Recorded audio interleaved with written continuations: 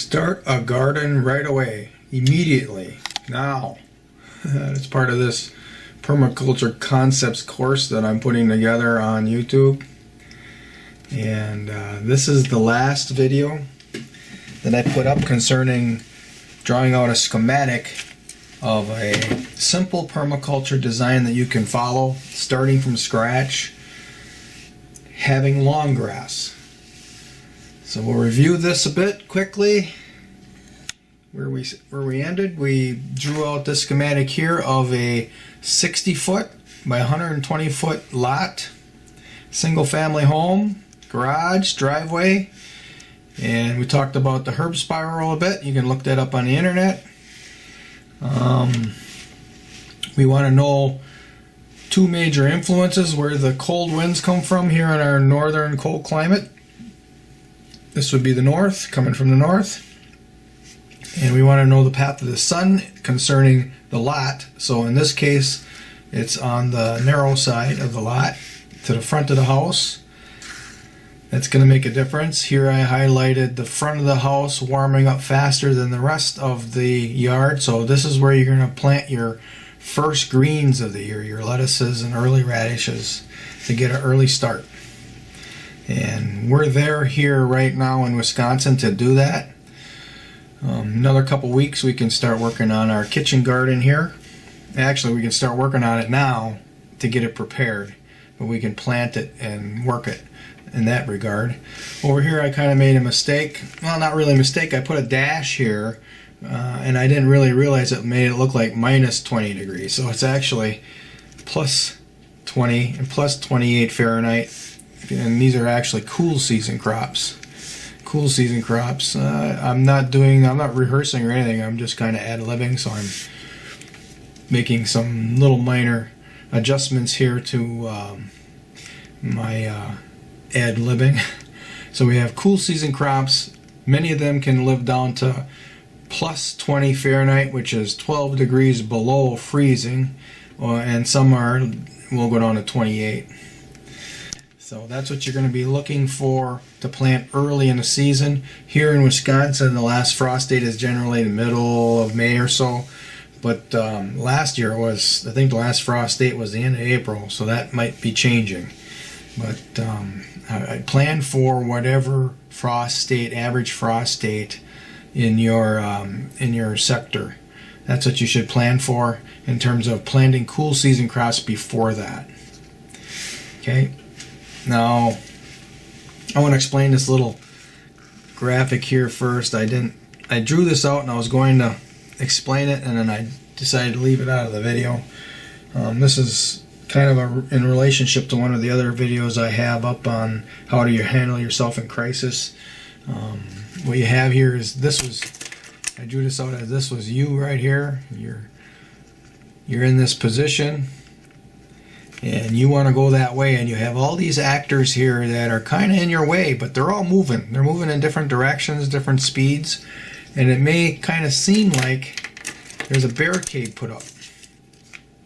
I have a lot of different distractions that are kind of blocking your way.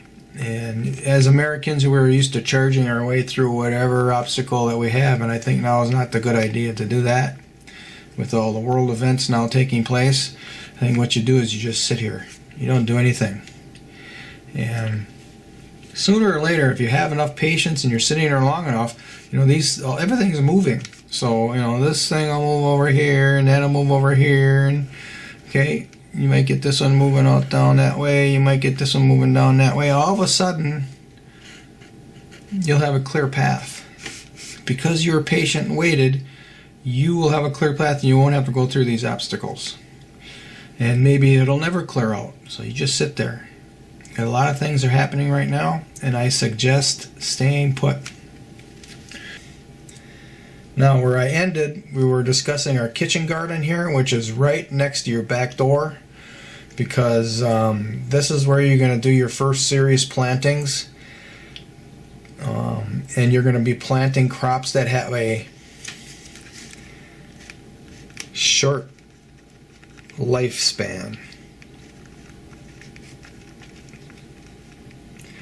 Crops that you can harvest in 20 to 40 days. And you're going to actually be planting seeds in amongst crops that are about to be totally harvested. You're going to get a jump on the next growing. And you can do this the first year without much problems because the sod will be fertilizer for the crops. But after that, you got to start thinking about adding compost.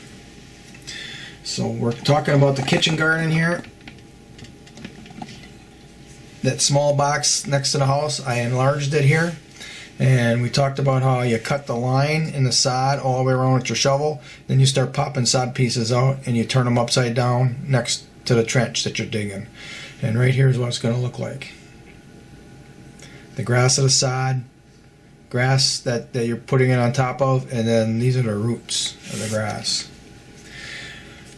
Now the next thing that you do, and if you're doing it right now, is a perfect time. Because it's the third week of March, and you should be planting this in like 2 to 3 weeks. So when you do this, you cover this all with newspaper or cardboard. If you're using newspaper, just double layer it. And you're not going to do anything for a while. You're not going to plant any seeds. It's a little bit too early for some of the seeds. And the idea is we have to smother this grass so it doesn't restart. And it's going to take at least 30 days to do it. Maybe a couple weeks longer, but if we get locked down and you can't go anywhere, you'll have plenty of time to pull out whatever grass is surviving. You can even eat the grass. And you can too. But anyways, you put newspaper over it now. You do it now. And you wait for about, I would say, 2 to 3 weeks from today's date, which is what, the 23rd or something? 23rd? Yeah, 23rd of March. And so you're going to wait till the middle of April sometime. And you're going to take the newspaper off, and you'll see all the grass was coming up and it's turned yellow already. And it's starting to get snuffed out. What you're going to do then is you're going to plant carrot seeds. Carrots take, 10 to 14 days to sprout. So you're going to plant carrot seeds. You're not even going to put any dirt over top. You're going to just scatter it over the soil and try to make it as even as possible. Kind of do it dense. And you want to do these carrots, these little thumb carrots that have a very fast growing lifespan. So then like they're 40-day carrots or something. So you're going to have that all spread out really nice on there, and you're going to water it. You're going to put the newspaper right over top. Now what you're going to do is after a week goes by, you're going to start lifting some of that newspaper up and watch for them that the seeds are actually sprouting. When the seeds are sprouting, that's the time to take the newspaper out, and then you're going to plant radish seeds. And you're going to be very careful how you plant the radish seeds. You're not going to scatter it around. You're going to be seeing where the carrot seeds are all sprouting. So if there's little gaps, so there's a gap there, you're going to put a seed right on the ground, and you're going to push it down with your finger just a little bit into the soil and cover it up. You do it here, you're going to do it here. You're going to try to do an even amount of radishes. These also can be very short growing radish, or you can actually mix it up. Put some the shortest radishes you can find and put some that take a week longer. So you're going to be doing this. Since we're locked down, you're going to be having plenty of time, right? Just put the seed down and push it down a little bit. And you don't even have to cover it with soil because that's probably the time to water it. And when you water it, the water, actually those little holes the little depressions that you created by pushing that seed in will be like a little swale. And it'll fill up with water, and it'll have that seed germinate in no time.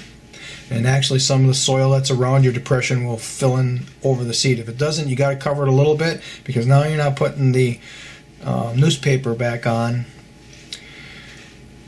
so the birds are going to be able to get at it. Okay, so that's what you're going to do. Carrot seeds, radish seeds. Maybe you scatter a few lettuce seeds in there. Just have a lettuce plant growing here and there. Now, the first thing that will be ready to be picked will be those lettuce, and you're going to pick those lettuce. As soon as they come out of the ground and are only 3-4 inches, you start eating your fresh greens, because this bed is going to be planted with something else shortly. So you're picking the lettuces when they're very small plants, and you're getting some fresh greens in your diet. Okay, about the time that you are thinking about this all, the radishes, some of them are faster than others, so maybe in 20 or 22 days you can start picking radishes with that lettuce. A little bit longer, you're picking the rest of the radishes, and the carrots are starting to fatten up. At that point, you want to plant summer radishes or turnips. You are going to be doing this before you've harvested the carrots, any of them. And you can pick, I mean, there's a lot of crops that have between 20 and 40 day lifespans. You can intersperse any of those seeds in these carrots. By this time the carrots are growing pretty tall and they're shading everything out, and that's okay, because now you're going to start harvesting the carrots. And you already have these seeds in here. They've already germinated. They're suppressed a little bit by the shade of the carrots, but as you're pulling the carrots, they'll liven right up and they'll shoot right out of the ground. So that's what you're doing. This is one of the garden beds, and this here was actually the trench. That's the trench. This is the trench, and this actually becomes the path. This here was the other path right here. This is the other bed that you're planting. You're doing both of these two. And if your house is on the length side 30 feet, you know, you probably got a 25-foot beds here. So you got 50 feet of bed right here on each side. And each is going to be the width, at least the width of a shovel. So you're anywhere from, you know, probably going to be 12 inches. Maybe could be as wide as 15 inches. A single reach bed is 20 inches or narrower. And the reason why we want to do single reach beds here close to the house is because we are dealing with crops that we have to take care of. This is the kitchen garden here. This is a kitchen garden. It's a permaculture term, and it's next to the house. And because it's next to the house, these are the crops these are the short lifespan crops, and crops that have to be taken care of a lot. Since it's right close to the house, you're going to be out there all the time, and you're going to be taking care of it. You know, if you see slugs taking over, you know, the best thing to do is put a board next on the edge of the path here. Just put a long board there that's a little flat, like a 1x2, and every day you're going to flip that over and you'll see slugs hiding under it. You just take a knife and cut them in half, flick them off into the bed because they'll become fertilizer for the crops, and put the board back. Okay, that's what I mean by taking care of this. You're going to be there, you're going to see if anything's starting to affect the crops, you're going to react immediately. So I think we got enough time in this video now. The next video, I don't know, a couple days, I'll start expanding into the double reach beds.